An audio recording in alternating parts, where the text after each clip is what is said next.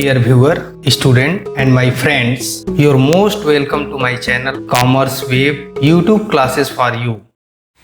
Hello students, in this video tutorial we are going to learn accounting for issue of shares.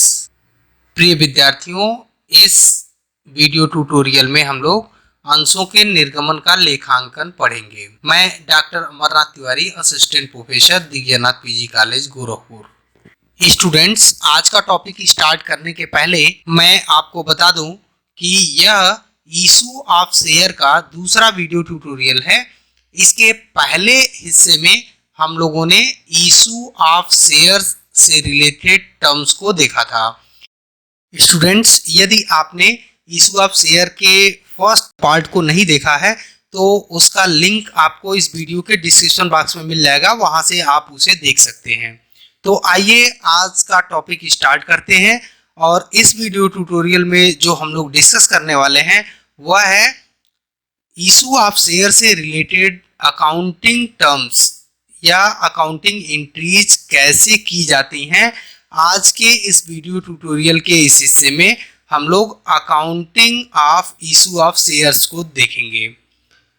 Students, यदि हम issue of shares की बात करें, issue of shares के terms की बात करें, इसकी क्लासिफिकेशन की बात करें तो इशू ऑफ शेयर्स तीन प्रकार से हो सकता है। पहला, issue of share for non cash consideration, अर्थात नगद के अतिरिक्त अन्य किसी रूप में अंशों के निर्गमन के प्रतिफल की प्राप्ति। Second type of issue of share is issue of share for cash consideration, अर्थात अंशों के निर्गमन का प्रतिफल कैश के रूप में प्राप्त करना, नगद के स्वरूप में प्राप्त करना।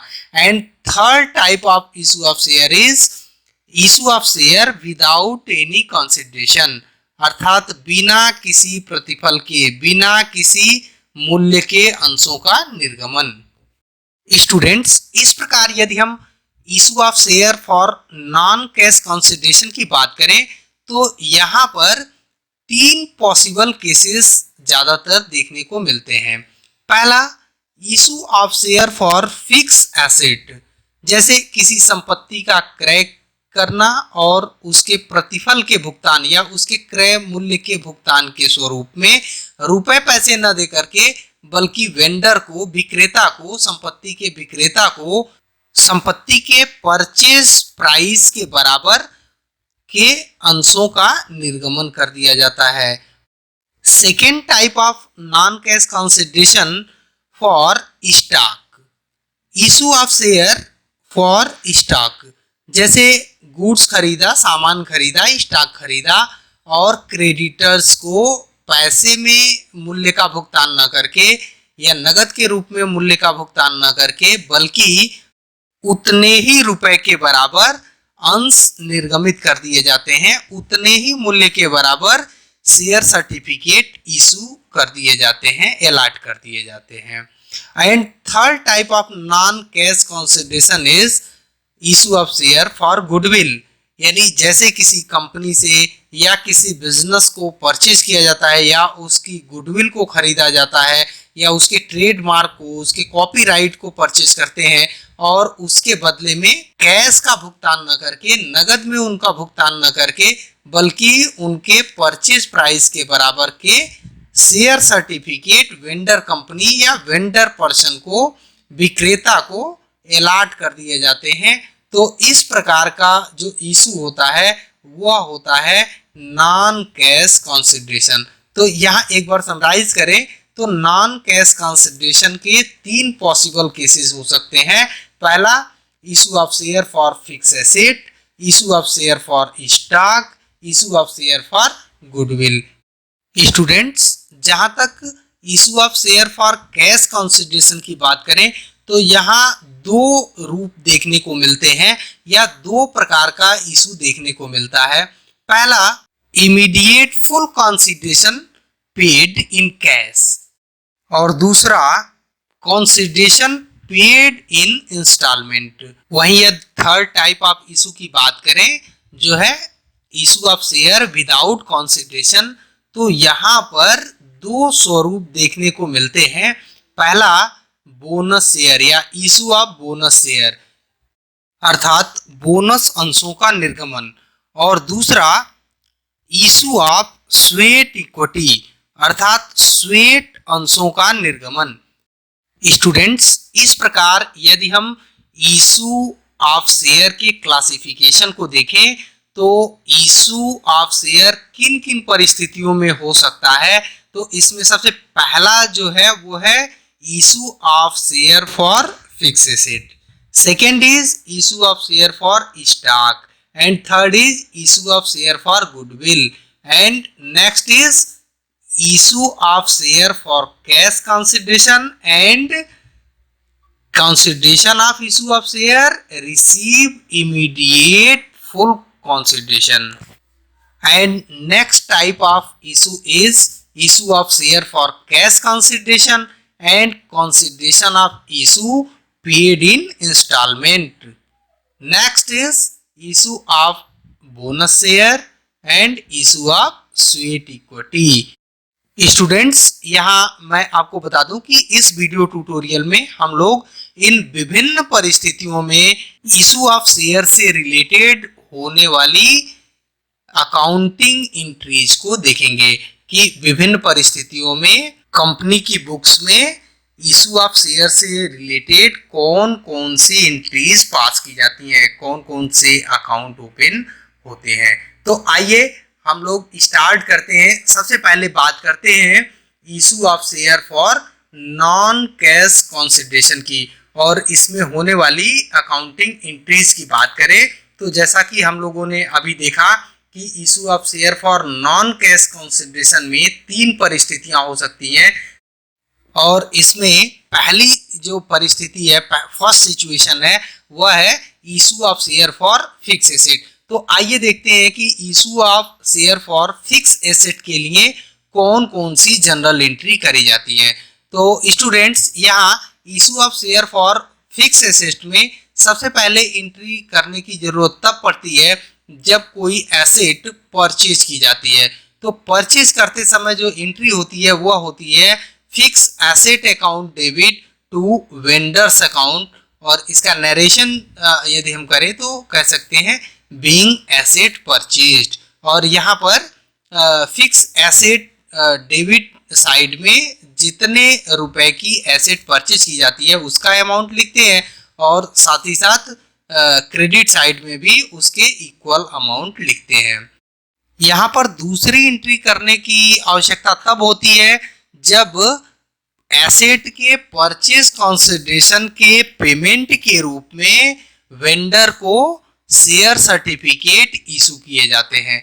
तो यहाँ पर जो एंट्री होती है वह एंट्री होती है vendors account debit to equity share capital account being issue of share for consideration of asset purchased. Students, कुछ अकाउंटेंट इन दो एंट्रीज की जगह पे केवल एक एंट्रीज ही करके इस टर्म को क्लियर करते हैं, और वह एंट्री होती है या यह एंट्री हो सकती है fix asset account debit to equity share capital account, और being issue of share for the consideration of asset purchased.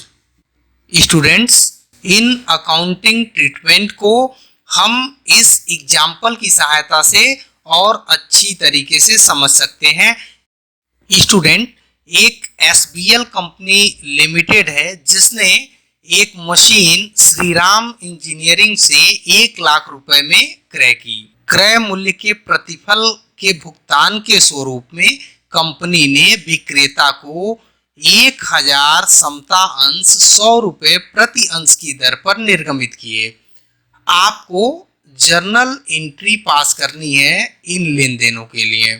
तो यहाँ पर देखें कि कंपनी ने मशीन खरीदा है और मशीन के मूल्य का भुगतान वेंडर को शेयर्स इशू करके किया है। तो यहाँ अभी हम लोगों ने जर्नल एंट्री देखी, तो इसके हिसाब से यदि हम लोग जर्नल एंट्री करें तो जर्नल एंट्री का जो हेडिंग होगा वह होगा journal entry in the books of SBL company limited. और इसमें जो एंट्री होगी, इसकी पहली एंट्री होगी machinery account debit to Shri Ram engineering account. Amount की बात करें तो अमाउंट होगा 1 लाख। और इसके लिए दूसरी जो एंट्री होगी वह तब होगी जब श्री राम इंजीनियरिंग कंपनी को इक्विटी शेयर जारी किए जाएंगे, और उस समय जो एंट्री होगी वह एंट्री होगी Shri Ram engineering account debit to equity share capital account with 1 lakh. तो यहाँ पर देखें कि या तो ये दो एंट्री पास की जा सकती हैं, पहला मशीन क्रय करते समय और दूसरा मशीन के प्रतिफल के भुगतान के स्वरूप में अंशों का निर्गमन करते समय। और यदि हम एक एंट्री इस ट्रांजैक्शन की बनाए तो वह होगी machinery account debit to equity share capital account. और अमाउंट की बात करें तो अमाउंट यहाँ भी होगा 1 लाख। स्टूडेंट्स, यदि हम अब second type of non cash consideration के इशू की बात करें तो वह हो सकता है issue of share for stock. Students, आइए समझते हैं कि यदि कोई कंपनी स्टॉक के बदले में शेयर इशू करती है, शेयर सर्टिफिकेट जारी करती है, तो उस समय कौन कौन सी एंट्रीज की जाती हैं। सबसे पहले एंट्री करने की ज़रूरत तब पड़ती है जब स्टॉक को परचेज किया जाता है, और इस समय एंट्री होती है purchase account debit to creditors account. इस संबंध में दूसरी एंट्री करने की ज़रूरत तब होती है जब क्रेडिटर्स को शेयर इशू किए जाते हैं, और उस समय जो एंट्री की जाती है वह है creditors account debit to equity share capital account. Student, यहाँ आपको बता दें कि इन दो एंट्रीज की जगह पे केवल एक एंट्रीज भी पास की जा सकती हैं, और उस परिस्थिति में जो एंट्री होगी वह होगी purchase account debit to equity share capital account. Students, इन एंट्रीज को इस एग्जाम्पल की सहायता से और स्पष्ट किया जा सकता है। देखिए, इस एग्जाम्पल में एक सिचुएशन है जिसमें एक SBL कंपनी लिमिटेड है जिसने रोजी लिमिटेड से 1 लाख रुपए का स्टॉक परचेज किया, सामान खरीदा, और SBL कंपनी ने वेंडर कंपनी को यानी रोजी कंपनी लिमिटेड को इस परचेज प्राइस के बदले 1000 इक्विटी शेयर, जिनमें से प्रत्येक का मूल्य 100 रुपये था, को जारी किया। इस संबंध में यदि SBL कंपनी की पुस्तकों में जनरल एंट्री पास किया जाए तो होगा journal entries in the books of SBL limited, और इसमें जो पहली एंट्री होगी वह तब होगी जब स्टॉक को परचेज किया जाएगा, और उस समय एंट्री होगी परचेज अकाउंट डेबिट टू रोजी लिमिटेड अकाउंट। और अमाउंट की बात करें तो जितने रुपए का परचेज है, यानी 1 लाख रुपए का परचेज है, तो अमाउंट होगा 1 लाख रुपए। और यदि दूसरी एंट्री की बात करें तो दूसरी एंट्री तब की जाएगी जब इस परचेज कंसिडरेशन के बदले में रोजी लिमिटेड को SBL लिमिटेड द्वारा शेयर सर्टिफिकेट जारी किए जाएंगे, शेयर्स इशू किए जाएंगे, और इस समय जो दूसरी एंट्री होगी वह होगी Rosy limited account debit to equity share capital account with 1 lakh. यदि इन दोनों एंट्रीज के स्थान पर केवल एक कंपाउंड एंट्री अगर हम लोग करें तो वह एंट्री हो जाएगी purchase account debit to equity share capital account with 1 lakh. अब यदि issue of share for non cash consideration के तीसरे स्वरूप की बात करें तो यह हम लोगों ने देखा है issue of share for goodwill. तो यहाँ पर जो पहली एंट्री होगी वह होगी जब गुडविल परचेज किया जाएगा, और एंट्री होगी goodwill account debit to vendors account. जिस व्यक्ति से खरीदा जाएगा या जिस फर्म से खरीदा जाएगा उसका नाम। दूसरा तब एंट्री करने की ज़रूरत होगी जब वेंडर को गुडविल के परचेज कंसिडरेशन के बदले में शेयर सर्टिफिकेट जारी किए जाएंगे, तो उस समय जो एंट्री होगी वह होगी vendors account debit to equity share capital account.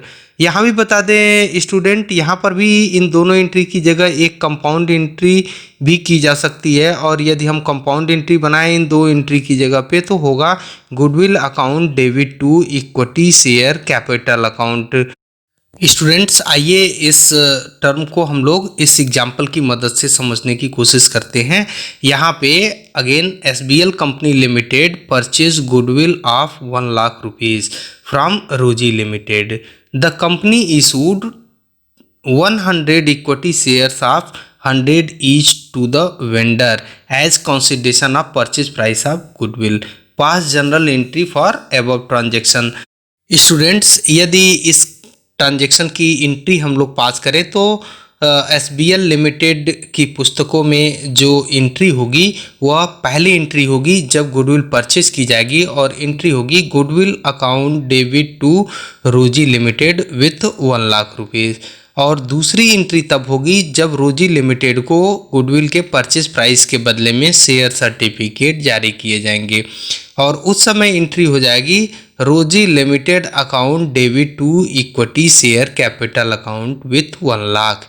यहाँ भी इन दोनों एंट्रीज की जगह पे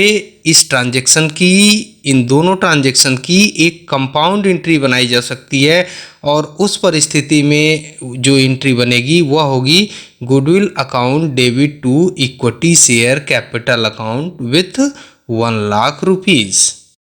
स्टूडेंट्स इस प्रकार हम सबने issue of share for non cash consideration के डिफरेंट टर्म्स को समझा, और साथ ही साथ उसमें कौन कौन सी एंट्रीज होंगी उनको हम लोगों ने समझा। स्टूडेंट्स यहाँ पे मैं आपको बता दूं कि कभी कभी ये तीनों परिस्थितियाँ एक साथ अप्लाई हो सकती हैं, एक साथ उत्पन्न हो सकती हैं। जैसे कोई कंपनी किसी दूसरी कंपनी से कोई संपत्ति क्रय करती है, साथ ही साथ उसका स्टॉक परचेज करती है, उसका गुडविल परचेज करती है, कॉपीराइट या पेटेंट लाइसेंस एक्सेट्रा परचेज करती है, और उसके बदले में शेयर सर्टिफिकेट जारी करती है, शेयर्स इशू करती है। तो उन परिस्थितियों में भी इसी प्रकार से एंट्री पास की जाएगी। जैसे जब संपत्तियों को क्रय किया जाएगा तो उस समय परचेज वाली एंट्री करी जाएगी, और साथ ही साथ जब इनके परचेज कंसिडरेशन के बदले में शेयर सर्टिफिकेट इशू किए जाएंगे या शेयर जारी किए जाएंगे तो उस समय शेयर जारी करने की एंट्री की जाएगी।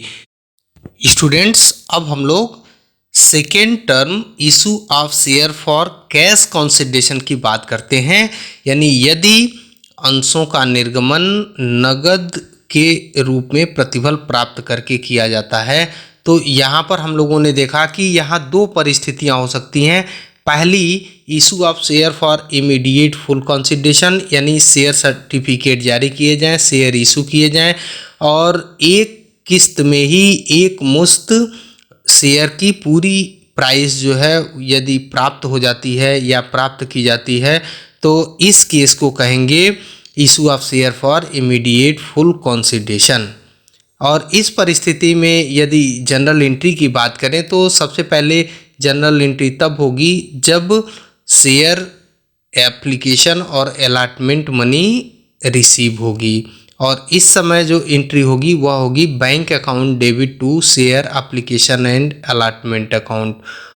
और दूसरी एंट्री करने की ज़रूरत तब होगी जब कंपनी इन एप्लीकेशंस के अकॉर्डिंग शेयर सर्टिफिकेट अलॉट करेगी, और अलॉटमेंट होने के बाद शेयर एप्लीकेशन मनी को शेयर कैपिटल अकाउंट में ट्रांसफ़र किया जाएगा, और उस समय जो एंट्री होगी वह एंट्री होगी share application and allotment account debit to share capital account. इस प्रकार इन दो एंट्रीज के माध्यम से issue of share for immediate full consideration या वन टाइम पेमेंट के बदले में इशू ऑफ शेयर्स की एंट्री संपन्न की जाती है, पूर्ण की जाती है। स्टूडेंट यहाँ इन दो एंट्री की जगह पे एक कंपाउंड एंट्री के माध्यम से भी issue of share certificate for full consideration या वन टाइम पेमेंट की स्थिति में इशू ऑफ शेयर्स की एंट्री की जा सकती है, और उस समय यदि एंट्री बनाए तो वह एंट्री होगी bank account debit to equity share capital account being issue of share for cash. तो यहाँ इन दोनों परिस्थितियों में जो एंट्रीज हैं वह मान्य है, चाहे तो आप उपरोक्त दोनों एंट्रीज के माध्यम से आप जनरल एंट्री पास करें अथवा एक एंट्री के माध्यम से जनरल एंट्री पास करें। अकाउंटिंग पर पड़ने वाला इफेक्ट दोनों ही परिस्थितियों में एक बराबर होगा, एक समान होगा। अकाउंटिंग बुक्स में इसका जो प्रभाव पड़ेगा वह चाहे दो एंट्री के माध्यम से आप एंट्री करें तब भी वही प्रभाव पड़ेगा, और एक एंट्री के माध्यम से यदि आप एंट्री करें तभी भी बुक्स ऑफ अकाउंट में जो फाइनल इफेक्ट्स होगा वह वही होगा जो दो एंट्री के माध्यम से जनरल एंट्री करने पर होगा।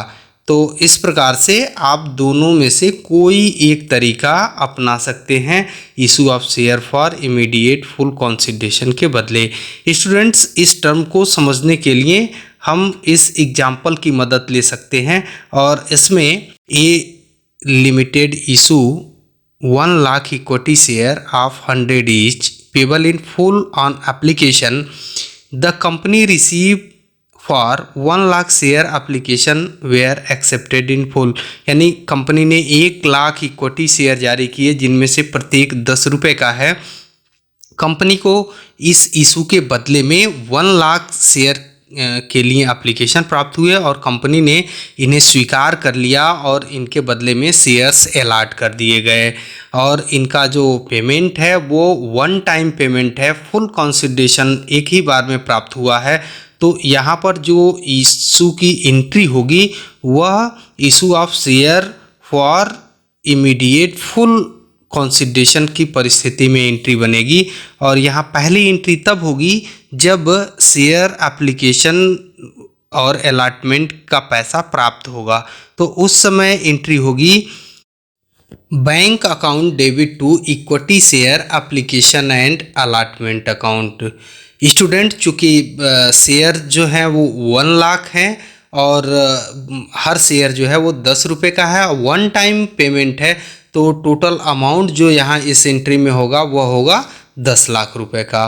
और इसकी जो दूसरी एंट्री होगी वह तब होगी जब ये सारे सर्टिफिकेट या शेयर्स जो हैं वो अप्लीकेंट को अलॉट कर दिए जाएंगे, और उस समय शेयर एप्लीकेशन और अलॉटमेंट की जो मनी है, शेयर एप्लीकेशन और अलॉटमेंट का जो पैसा है वह इक्विटी शेयर कैपिटल अकाउंट में ट्रांसफ़र कर दिया जाएगा। और उस समय जो एंट्री होगी वह होगी equity share application and allotment account debit to equity share capital account with 10 lakh. Students, यहाँ अभी हम लोगों ने देखा कि वन टाइम पेमेंट के लिए दो एंट्री की जगह केवल एक एंट्री भी पास की जाती है या पास की जा सकती है। तो उस परिस्थिति में यदि हम इन दोनों ट्रांजैक्शंस को यदि एक साथ रिकॉर्ड करें, एक कंपाउंड एंट्री बनाएं, तो इसकी एक कंपाउंड एंट्री ऐसे बन सकती है bank account debit to equity share capital account, और अमाउंट की बात करें तो यहाँ भी अमाउंट होगा 10 लाख रुपीज़। स्टूडेंट्स, यदि issue of share for cash consideration के सेकेंड टाइप की बात करें तो उसको हम लोगों ने देखा था issue of share for consideration paid in instalment, अर्थात जब शेयर इशू प्राइस को या शेयर के पैसे को इंस्टॉलमेंट में लिया जाता है वन टाइम पेमेंट की जगह पे, तो उसको कहते हैं issue of share for consideration paid in instalment.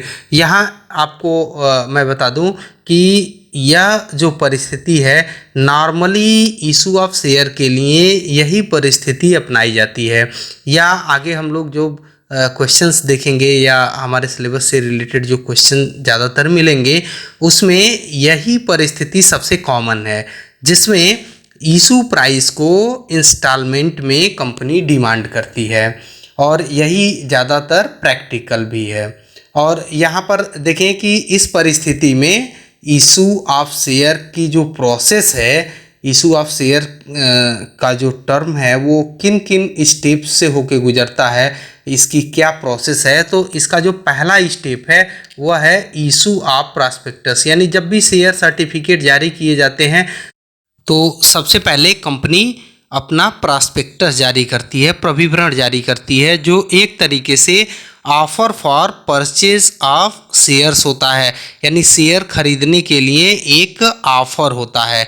जो लोग इस ऑफर को एक्सेप्ट करते हैं वह एक कंपनी द्वारा निर्धारित प्रारूप पर अपने शेयर्स के लिए आवेदन करते हैं, एप्लीकेशन करते हैं, और उस प्रोसेस को कहते हैं, वह सेकेंड प्रोसेस है और वह है receiving of share applications. Students यहाँ बता दें कि शेयर एप्लीकेशन करते समय कुछ टोकन मनी कंपनी द्वारा डिमांड किया जा सकता है, यानी जो लोग कंपनी के शेयर को परचेज करने के लिए ऑफ़र को एक्सेप्ट करते हैं और एप्लीकेशन फॉर्म फिलअप करके उसके साथ जो कंपनी द्वारा डिमांड की गई रकम होती है उस रकम का ड्राफ्ट या चेक या उसका बैंक डिपॉजिट लगा करके और कंपनी को सेंड करते हैं। तो इस प्रोसेस को कहते हैं receiving of share application. Company इन एप्लीकेशंस की स्क्रूटनी करती है और जो एप्लीकेशन एलिजिबल पाए जाते हैं उनको कंपनी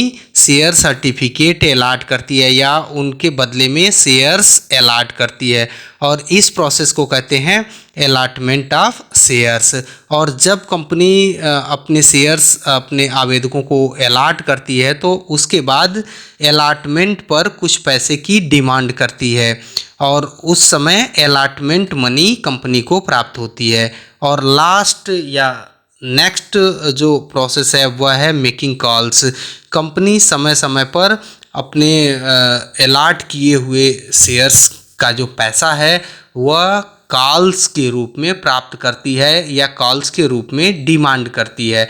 और कॉल्स के रूप में जब कंपनी अपने बकाया पैसे की डिमांड करती है तो शेयर होल्डर्स जो जिन लोगों को शेयर अलॉट होते हैं वो इस पैसे को कंपनी को अदा करते हैं, कंपनी को पेमेंट करते हैं। तो इस पूरी प्रक्रिया को कहते हैं making calls and paid calls. यहाँ पर हम आपको बता दें कि कभी कभी एक ही कॉल्स में कंपनी अपने पूरे बकाए पैसे की डिमांड कर लेती है और कभी कभी कॉल्स एक से ज़्यादा भी हो सकती हैं, जैसे 2 कॉल्स या 3 कॉल्स में भी कंपनी या इससे अधिक कॉल्स में भी कंपनी धीरे धीरे इंस्टॉलमेंट में अपने जो शेयर का कंसिडरेशन है वह डिमांड करती है और प्राप्त करती है। तो इस पूरी प्रक्रिया को हम कहते हैं issue of share for consideration paid in instalment, क्योंकि यहाँ शेयर कंसिडरेशन जो होता है वह इंस्टॉलमेंट में प्राप्त किया जाता है। जैसे एप्लीकेशन के समय कुछ पैसे मांग लिए जाते हैं, अलॉटमेंट के समय कुछ पैसे मांग लिए जाते हैं और बकाया जो पैसे हैं उनके लिए कंपनी समय समय पर अपनी आवश्यकता अनुसार कॉल्स करती है, डिमांड करती है। और इसको समझने के लिए यदि हम एक एग्जांपल्स की मदद लें तो जैसे यहाँ पर शेयर एक कंपनी जारी करती है जिसमें प्रत्येक शेयर का जो प्राइस है, फेस प्राइस है, इशूइंग प्राइस है वो 100 रुपीज़ का है और कंपनी इसे सबसे पहले एप्लीकेशन पर इसमें 20 रुपये की डिमांड करती है। साथ ही साथ जब शेयर सर्टिफिकेट अलॉट हो जाते हैं या शेयर का अलॉटमेंट हो जाता है तो उस समय कंपनी अलॉटमेंट मनी के रूप में 30 रुपीज़ की डिमांड करती है और बाकी जो 50 रुपीज़ है वह कंपनी फर्स्ट कॉल पर 25 रुपये और सेकेंड कॉल पर 25 रुपये 25 रुपीज़ की डिमांड करती है। तो यहाँ देखें इस प्रकार कंपनी अपने इशू प्राइस 100 रुपीज़ को डिफरेंट स्टेजेस में डिफरेंट इंस्टॉलमेंट में प्राप्त करती है, जैसे एप्लीकेशन पर, अलॉटमेंट पर, फर्स्ट कॉल, सेकेंड कॉल या कुछ परिस्थितियों में कंपनी कॉल्स की संख्या अपनी ज़रूरतों के हिसाब से कम या अधिक भी कर सकती है। तो आइए अब हम लोग समझते हैं कि इन परिस्थितियों में यानी जब issue of share for consideration paid in instalment की स्थिति होती है तो इस प्रकार के इशू के संबंध में कौन कौन सी journal entry, accounting entries pass की जाती हैं। स्टूडेंट्स यहाँ मैं आपको याद दिला दूं कि चूँकि कारपोरेट अकाउंटिंग के अंतर्गत जो अकाउंटिंग एंट्रीज होती हैं या जो अकाउंटिंग होती है वो फाइनेंशियल अकाउंटिंग पर बेस्ड होती है और फाइनेंशियल अकाउंटिंग के अंतर्गत एंट्री तब पास की जाती है जबकि उस सौदे में कोई कैश कंसिडरेशन हो या उस सौदे को कैश के रूप में मनी के रूप में मेजर किया जा सकता हो। तो यहाँ सबसे पहले जो कैश इन्वॉल्व होती है जिस टर्म में, जिस ट्रांजैक्शन में, वह है जब एप्लीकेशन रिसीव होता है।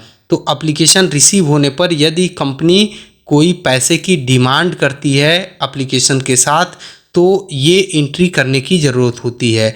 और इस समय जो एंट्री होती है वह होती है bank account debit to share application account being application money received.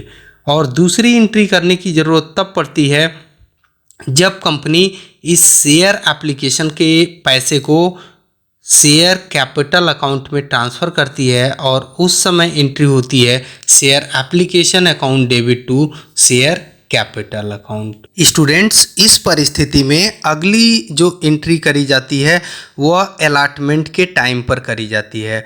और अलॉटमेंट का जो प्रोसीजर होता है उसके अंतर्गत कंपनी जो एप्लीकेशंस होते हैं उनकी स्क्रूटनी करती है, और स्क्रूटनी के करने के बाद जो एप्लीकेशंस शेयर अलॉट करने के लिए एलिजिबल होते हैं, कंपनी उनको शेयर अलॉट करती है। और शेयर अलॉट करने के बाद यदि कंपनी अलॉटमेंट के समय कोई अमाउंट शेयर होल्डर से डिमांड करती है, तो उस समय ये एंट्री करने की ज़रूरत पड़ती है when allotment money becoming due, यानी जब अलॉटमेंट मनी को ड्यू किया जाता है या अलॉटमेंट मनी की कॉल्स की जाती हैं, तो उस समय एंट्री होती है share allotment account debit to share capital account being allotment money due. और दूसरी एंट्री करने की ज़रूरत तब होती है जब इस अलॉटमेंट मनी का अमाउंट रिसीव होता है, व्हेन अलॉटमेंट मनी रिसीव्ड। और उस समय जो एंट्री होती है वह होती है bank account debit to share allotment account being allotment money received. Allotment की एंट्री करने के बाद जो अगली एंट्रीज होती हैं वो होती हैं कॉल्स की, अर्थात जब कंपनी अपने बकाया इशू प्राइस को या शेयर के पैसे को कॉल्स के रूप में डिमांड करती है, तो वहाँ पर डिफरेंट कॉल्स के समय कॉल्स की एंट्री की जाती है। यहाँ मैं आपको बता दूँ कि जितनी बार कॉल्स की जाती हैं उतनी बार एक ही तरीके की एंट्रीज होती हैं, इसलिए यहाँ पर हम लोग कॉल्स की केवल एक एंट्री देखेंगे। जब कंपनी कॉल्स की डिमांड करती है तो उस समय जो एंट्री की जाती है व्हेन कॉल्स मनी ड्यू, तो एंट्री होती है share calls account debit to share capital account being calls money due.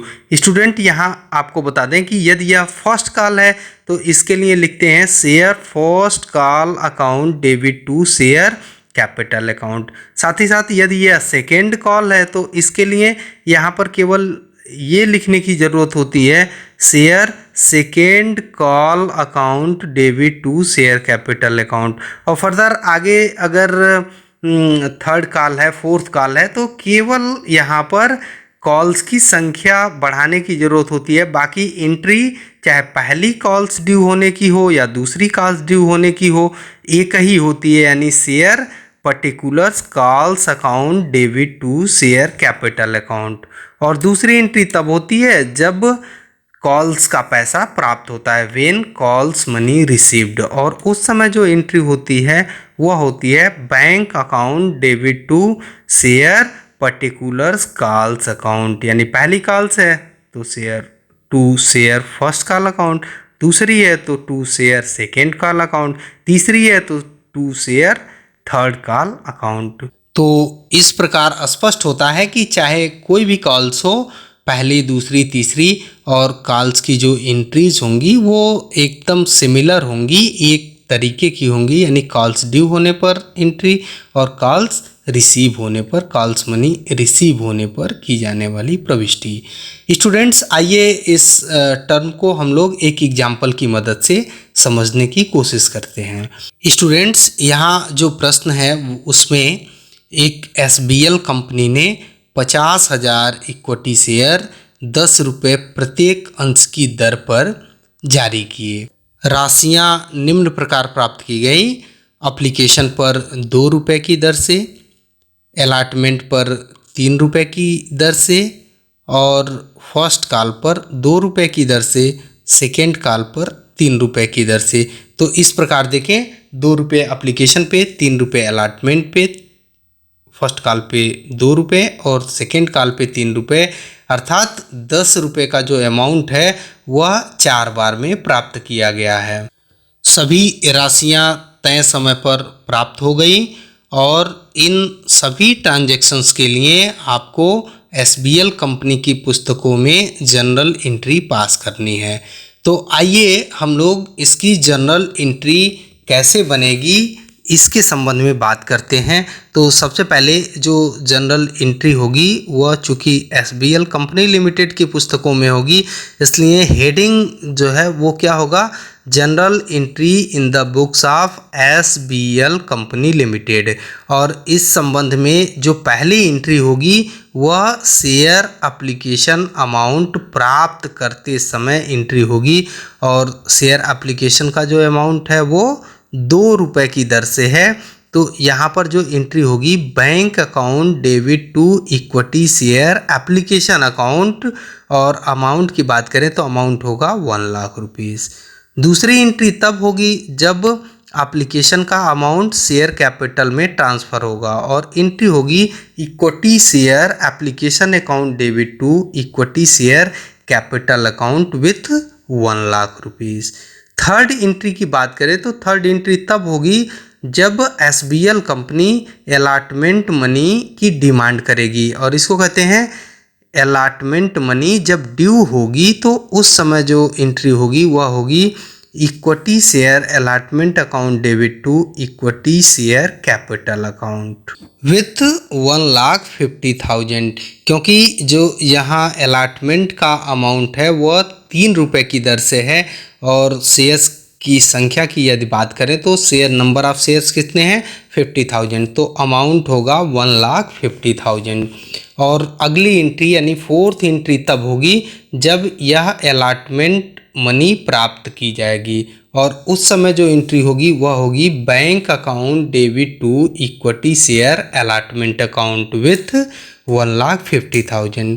Next entry तब होगी जब फर्स्ट कॉल ड्यू की जाएगी, तो उस समय एंट्री होगी equity share first call account debit to equity share capital account with 1 lakh. चूँकि जो फर्स्ट कॉल है वो 2 रुपये की दर से है, तो यहाँ पर जो अमाउंट होगा वह होगा 1 लाख रुपीज़। नेक्स्ट एंट्री की यदि बात करें तो जब यह फर्स्ट कॉल का अमाउंट रिसीव होगा तो उस समय एंट्री बनाई जाएगी और उस समय एंट्री होगी bank account debit to equity share first call account with 1 lakh. Next entry की बात करें तो पैरेलल जब सेकेंड कॉल ड्यू होगी तो उस समय सेकेंड कॉल ड्यू करने की एंट्री होगी, वह होगी equity share second call account debit to equity share capital account with 1,50,000 again, क्योंकि यहाँ जो सेकेंड कॉल है वो 3 रुपये के रेट से है, 3 रुपीज़ के रेट से है, तो यहाँ पर जो अमाउंट होगा वह होगा 1,50,000। और लास्ट एंट्री की यदि बात करें तो ये नेक्स्ट एंट्री जो होगी वह होगी जब सेकेंड कॉल का अमाउंट रिसीव होगा और उस समय एंट्री होगी bank account debit to equity share second call account. Students, इस प्रकार हम लोगों ने विभिन्न परिस्थितियों में इशू ऑफ शेयर्स की अकाउंटिंग को देखा। स्टूडेंट्स, इशू ऑफ शेयर से संबंधित अकाउंटिंग के अन्य जो टर्म्स हैं उनको हम लोग इस सीरीज के अगले ट्यूटोरियल में कवर करेंगे।